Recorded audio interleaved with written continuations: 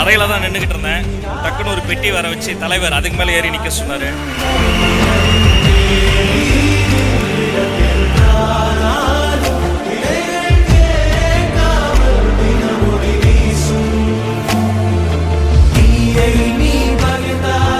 என்னை மட்டுமல்ல 8 கோடி தமிழர்களின் வாழ்க்கையை உயர்த்த போகிற தலைவர் முன்னால்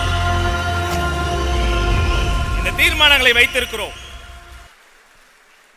இன்னும் சில அதிமுக்கியமான தீர்மானங்கள் இருக்கிறது.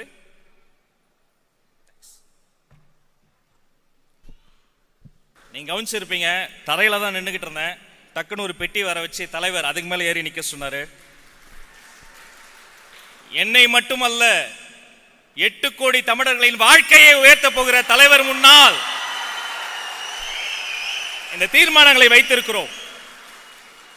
சில கழக நிர்வாகிகள் தலைவர் முன்னால் பேச வேண்டும் என்று கேட்டபோது முதலில் பெண் நிர்வாகிகளை பேச வையுங்கள் என்று உத்தரவிட்ட தலைவர் எங்களுடைய தலைவர்.